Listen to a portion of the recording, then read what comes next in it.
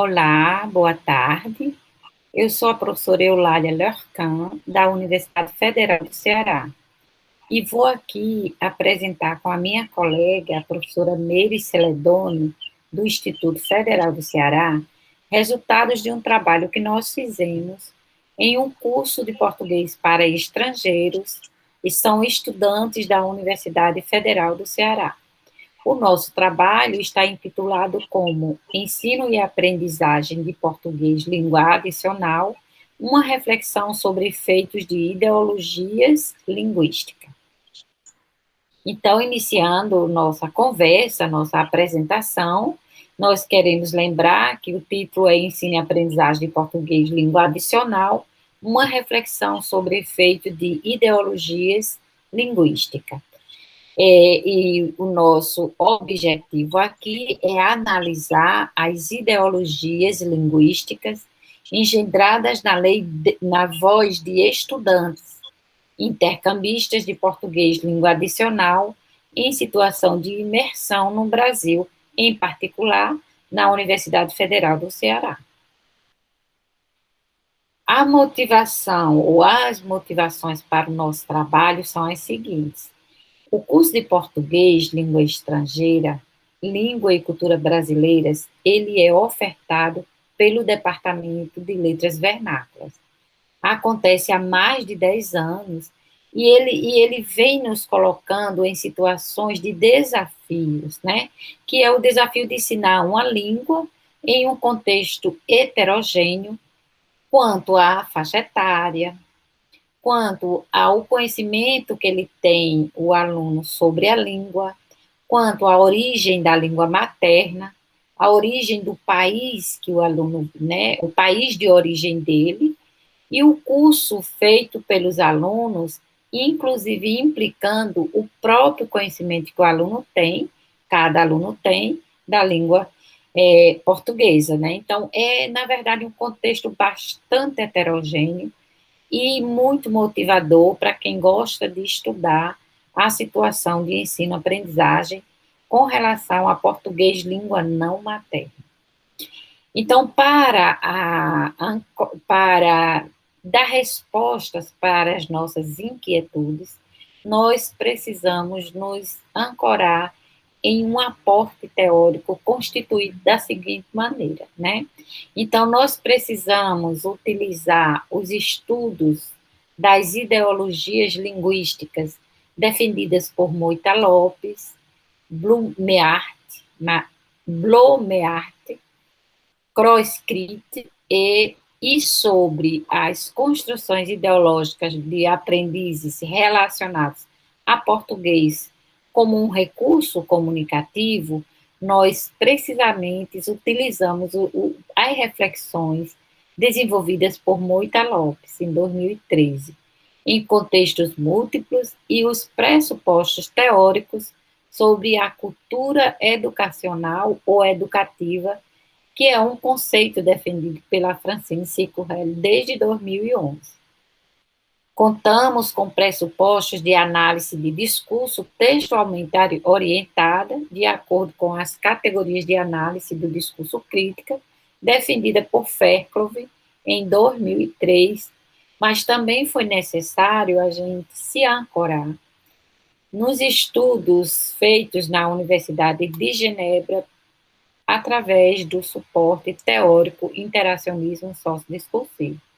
É um quadro teórico genebrino que é proposto, digamos assim, pelo professor Jean-Paul Broncat. Então, nesse contexto, nós utilizamos a noção de ideologia, a noção de ideologia linguística, o conceito de cultura educativo e a língua como recurso comunicativo. Na fase seguinte, a minha colega, a professora Meire Celedoni, vai dar andamento apresentando para vocês um pouco mais sobre os dados, as análises, metodologia e conclusão. Então, dando continuidade ao nosso trabalho, é importante situar que esse trabalho está inserido na linguística aplicada, né? E aí, dentro desse contexto da linguística aplicada, compreendemos que o aparato teórico desenvolvido por Moita Lopes, Fabrício, e Raja, que vão discutir justamente sobre o uso da língua, né, e as implicações que esses usos trazem de acordo com os diferentes contextos. Para a geração de dados, para efeitos desta pesquisa, nós utilizamos o grupo focal, que permitiu conhecer as crenças dos participantes, relacionando o processo de ensino-aprendizagem a essas crenças que eles trazem, e também para as situações além de sala de aula. Primeiramente, nós vamos ver na voz dos estudantes as crenças deles sobre aprender o português como uma língua adicional. Então, um estudante vai se posicionar dizendo que eu acho que aprender uma língua é uma segunda língua estrangeira para nós. Então, nessa voz do estudante, nós vamos encontrar algumas crenças dele sobre o aprender uma língua e nesse caso específico, aprender português. Para o estudante, aprender essa língua é comunicar-se, né? O que ele traz de mais importante, o centro da fala dele, na voz dele, é a comunicação. E isso tem essa implicação direta em relação a esse contexto de ensino-aprendizagem. Destacamos também que na voz desse estudante, né, ele falar que essa imersão no contexto da cultura brasileira traz muitos ganhos para esse processo de ensino-aprendizagem. Uma outra perspectiva do estudante é quando ele vai falar para um contexto para além do contexto mais estrito da universidade.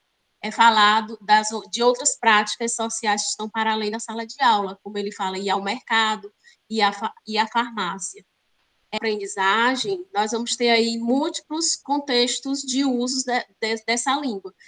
E o quanto é importante perceber a perspectiva dos estudantes para compreender como que se dá esse processo de ensino-aprendizagem e a importância disso em um contexto em que se convoca diferentes práticas sociais e que o estudante precisa aprender essa língua para agir e comunicar-se nessas diferentes práticas.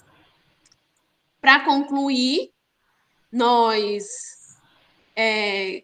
chegamos a refletir sobre essa questão do processo de globalização, que afeta diretamente o uso das línguas em diferentes práticas, e aí isso envolve todo mundo, né? Estudantes, professores, pesquisadores, que os estudantes em situação de intercâmbio pensam a língua, né? Há uma ideologia linguística da língua como recurso comunicativo, como nós vimos na voz dos próprios estudantes, e como eles valorizam a aprendizagem dessa língua para interagir nas diferentes práticas sociais. No engendramento dessas ideologias linguísticas, podemos perceber que tratam o português como uma multilíngua. Podemos destacar, dentre essas duas perspectivas, o uso da língua para as práticas sociais diárias que os estudantes estão envolvidos e para as práticas sociais num contexto mais específico, que é o contexto acadêmico. Esses textos, eles também trazem essas informações que representam essa ideologia sobre a língua portuguesa, nesse caso específico, e pensar na importância que é o posicionamento dos estudantes em relação a aprender a língua portuguesa. E isso vai implicar diretamente em como que nós devemos pensar os nossos cursos de língua portuguesa, trazendo essas reflexões dos estudantes, né? Nesse momento, nós perspectivamos muito aquilo que o estudante traz, observando também a cultura educativa, educacional desse estudante, quando nós abordamos que eles vêm de diferentes culturas educativas, embora sejam todos, no caso específico desse estudo, sejam todos hispanofalantes, mas eles são de países diferentes. E isso tem uma implicação direta naquilo que nós podemos perspectivar em um curso de português. Para concluir, temos aqui algumas das nossas referências utilizadas para este estudo. Obrigada pela atenção de todos.